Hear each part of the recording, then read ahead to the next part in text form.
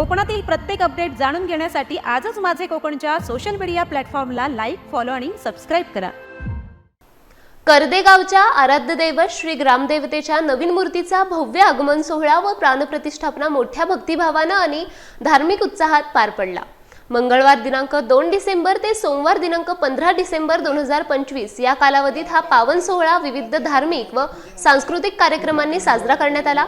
सोहळ्याची सुरुवात ग्रामदेवतेच्या नवीन मूर्तीच्या मंगल आगमनाने झाली। त्यानंतर विधिवत पूजा, अभिषेक, होम हवन, मंत्रोच्चार तसेच शास्त्रोक्त पद्धतीने प्राणप्रतिष्ठापना विधी पार पडले। या सर्व विधींमुळे संपूर्ण गावात भक्तिमय व आध्यात्मिक वातावरण निर्माण झाले होते। या निमित्ताने नमन, भजन, कीर्तन तसेच महाप्रसादाचे आयोजन करण्यात आले होते।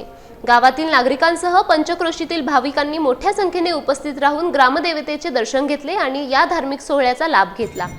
या यशस्वी आयोजनासाठी ग्रामस्थ, स्थानिक युवक मंडळ आणि आयोजन समितीने विशेष परिश्रम घेतले।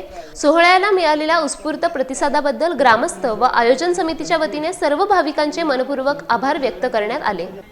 आम्ही सर्व कर्देगावातील ग्रामस्थ, सर्व म्हणजे मानकरी, गावकरी, गुरव येथील सर्व ग्रामस्थ यांनी 2 तारखेपासून ते 15 तारखेपर्यंत महादेव मंदिर व चंडिका वरदान मंदिर याचा जीर्णोत्सव नवीन मूर्त्या स्थापित करण्यात आल्यात। महादेव मंदिरचं 2 तारखेपासून ते 9 तारखेपर्यंत झाल्या।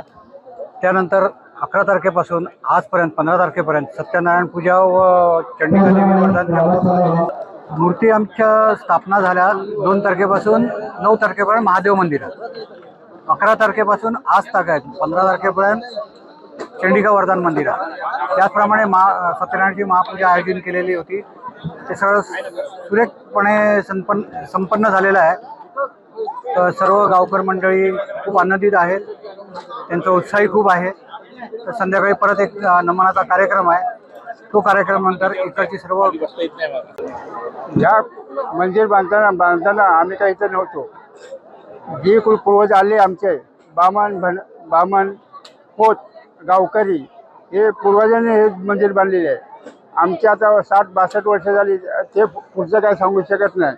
एवढं सांगतो की आता मूर्ती बदलल्या का, त्या झिंजल्या होत्या, मूर्त्या झिंजल्या होत्या म्हणून गावकऱ्यांनी, कोतांनी, सर्व गावातल्या लोकांनी असा निर्णय घ्या आपण नवीन मूर्ती घडूया। मग त्या आज घडवल्या आणि दोन्ही देवळातल्या